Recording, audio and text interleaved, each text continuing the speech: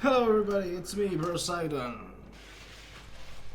In case you haven't figured it out from the title, we're here to talk about Mad Max. No, not this one. I'm talking about this thing. This is Mad Max, a video game in which you play as a shirtless Australian man with trust issues. It was developed by Avalanche Studios, the guys responsible for the Just Cause series. In case you don't know what that is, it's cool, you can always Google it. Alright, so Mad Max was released in 2015 and was never a particularly high profile title. Granted, it did come out in the same year as Witcher 3 and Fallout 4, so there's that. Alas, I've played it then and I played it recently in 2021, as the first Mad Max movie starring ya boy, Mel Gibson, is set in the same year, ironically. In any case, I believe it is a very underrated title and one that deserves some attention. Let me tell you why that is. Answer if you can.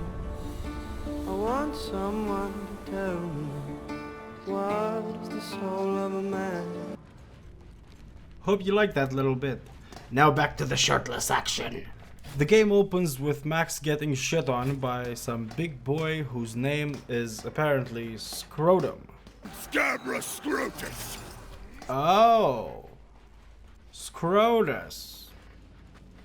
Never mind. So, this thick Chad and his crew steal Max's iconic car, the Black on Black. Luckily, he befriends a doggo that leads him to some food and water and a shotgun, because, as you know, and if you didn't, you've probably figured it out by now, this world is super shitty. Water, petrol, and blood are the most valuable resources around. This will become important as we go on. So the dog gets trapped in a snare placed by this little nitwit. His name is Chum Bucket. I mean, Don't kill Chum Bucket. yeah. This hunchbacked mutant tells Max that he can replace his raid and so on, but the raid he has on offer, the Magnum Opus, has a V6 engine. Max hates V6 engines. Angel combustion.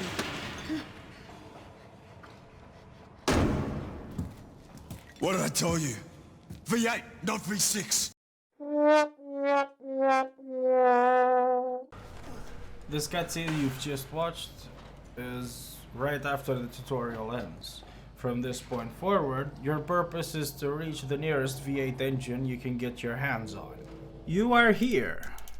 You gotta get here. In order to do this, you gotta open this big boy gate called the Jaw. You can't do that without good gear. Keep an eye on the car. And thus begins your adventure to free every single piece of territory from Scrotus's hordes. In order for you to do that, you have to get in touch with 4 settlement leaders.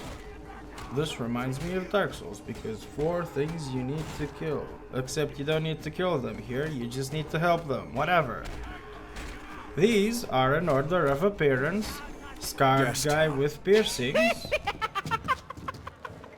old religious zealot with a crutch, All around us, the grounds were covered in wet, salty water full of life. My people believe this water will come back to us on our day of reckoning. wheels, Wheels! Wheels! Wheels! Wheels! Yes. and deep fryer. The sacred artifact. Alrighty. These boys, among other characters, give you various tasks that enable you to progress the story. Once you handle all the dumb shit these people want you to do and open the Jaw, you can get cracking at that V8 engine, but not before some more wandering around. You participate in a death race of sorts, and then you kill your gunner in a 1v1. Why? I don't know. Rules of engagement, I guess. At any rate, the grand prize is given, however, by none other than Scrotum, I mean Scrotus. And he recognized you as the guy that impaled his head with a chainsaw. He mad, boy, he mad. So you get shit on, escape through the skin of your teeth, and try to mind your business. But wait! There's more! Scrotum, I'll just call him Scrotum from now on. Scrotum attacks Deep Friar's settlement and kills a wasteland concubine and her daughter, both of which fancied Max in different ways, of course. This prompts Max to get mad again and kill Scrotum. The end. Right, so as you can probably tell, I'm not particularly keen on the story. Not that it's bad, I kinda digged it. It's simplistic as hell. Just like any other Mad Max media that ever was. But instead, what really kept me going and playing the game subsequently was its world building, its lore, the combat system, both on foot and in the vehicle. There are two, and you know, some of the funny characters kind of reeled me in as well. Yes. So let's start with the basics.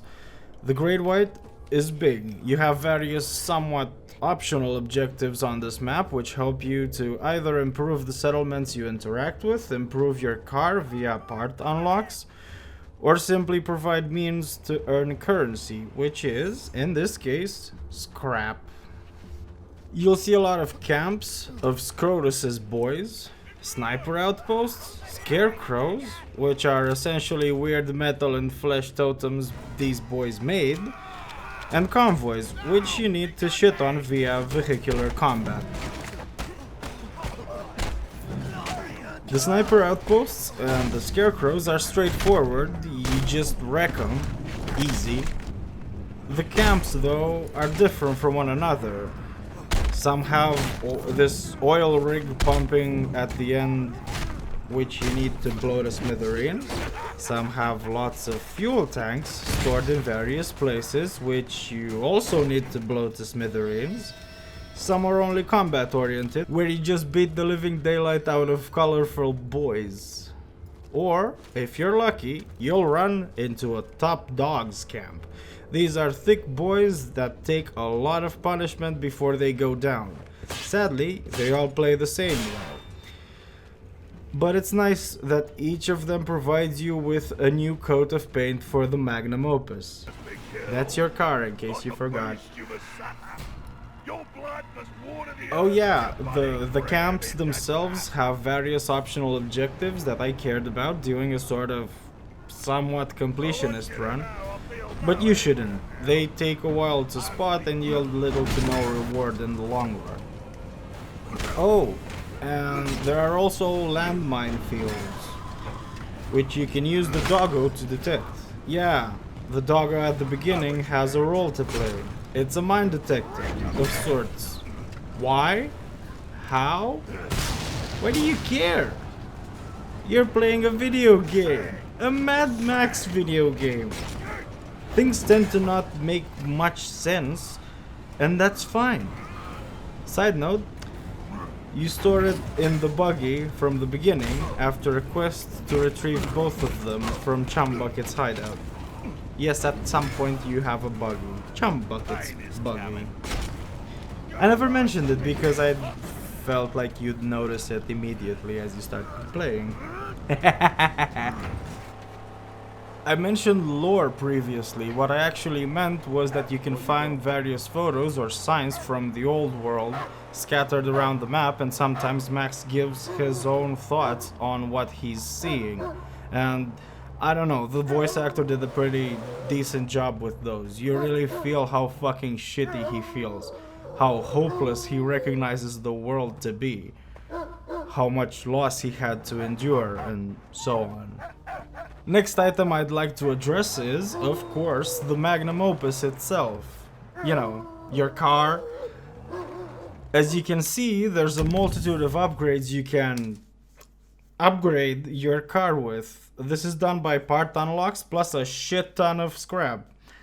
There's armor, spikes, flamethrowers, a sniper, a harpoon, a thunderpoon, basically an RPG, tuning options like tires, engines, suspension, body kits, and so on. So that this would turn into this. And yes, in case you were wondering, the tuning does impact the car. Speed and handling are drastically improved as you progress through the tiers. Max himself has a slew of upgrades as well that gradually unlock as you gain more legend ranks. The legend system, let's call it that, is basically a sort of level up system which provides you with one skill point each time you complete a challenge in the game. Challenges include beating the shit out of people fast, beating the shit out of people with a melee weapon, and much, much more. Generally involve beating the shit out of people or blowing shit up. Cause it's Mad Max. You dig? These skill points you obtain are spent at this weird space cadet named Griffa. He appears all over the place to provide some weird space dust and enable a sort of trance in Max, which brings up a menu of skills.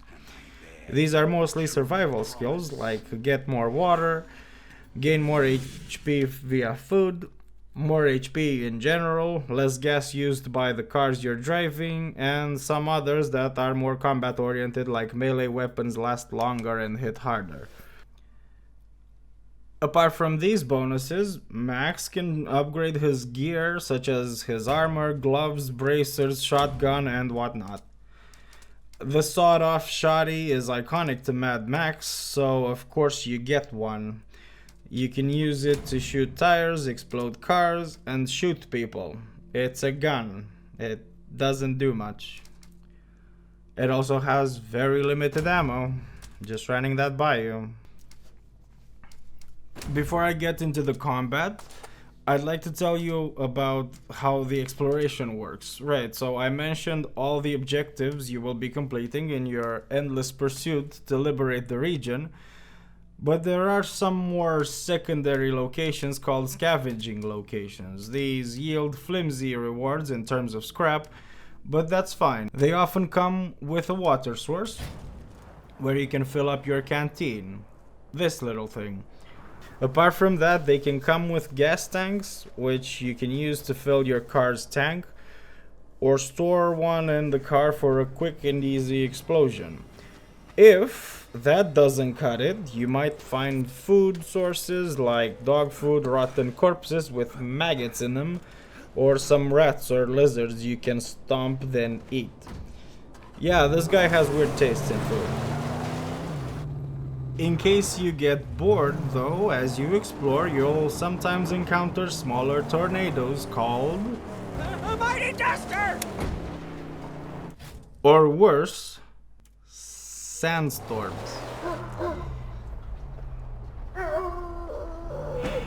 These sandstorms come with a very high risk of getting lightning struck, set ablaze, or just struck with some form of flying debris.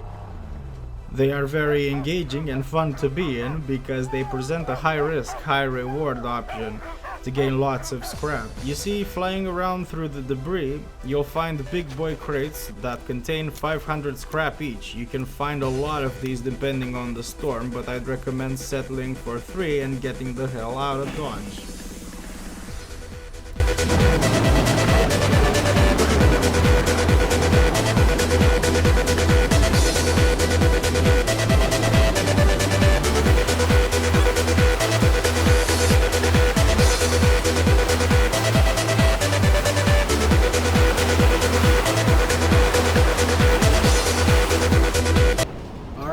Alright, I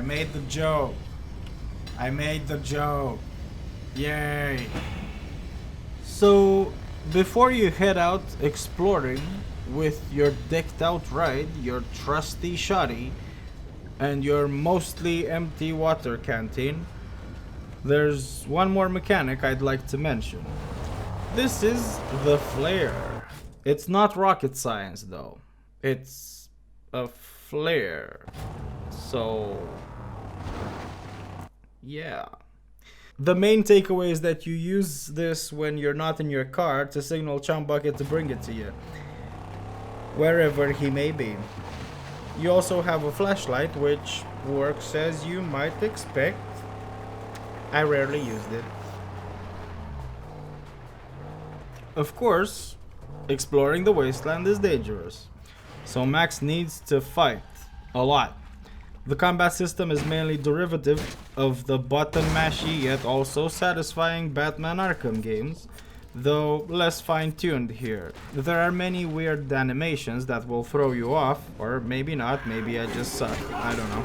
Alas, apart from the punch punch counter punch again theme, there's also this ability Max has called Fury. This is a sort of meter that enables his swings to hit harder. This also changes his moveset slightly.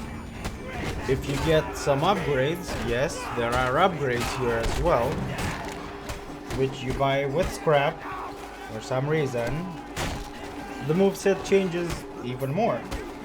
Once you knock an enemy down, for instance, you can then perform a Fury finisher on them, and Max's counters become more brutal, leading to broken bones and instant staggers. Apart from the Fists of God and the Shoddy, Max carries some knives with him as well, which you can loot from enemies every now and again, or from ammo crates. These provide the means for an instant takedown, but come with a one-time use each. Useful in a pinch, but hardly necessary. Vehicular combat is a must in a Mad Max game, and I can happily say that it works pretty well. Just like you, the Magnum Opus has a health gauge. This tends to get depleted when cars ram into it.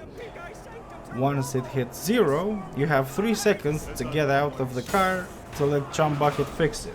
This can take forever, or not that much, if you upgrade his tools.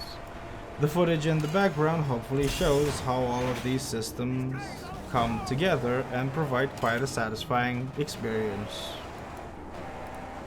You've probably already figured this out about me by now, but I don't really care about glitches, right? But I do gotta mention that this game was particularly well optimized and didn't encounter too many glitches. Actually, I only encountered one. This is it.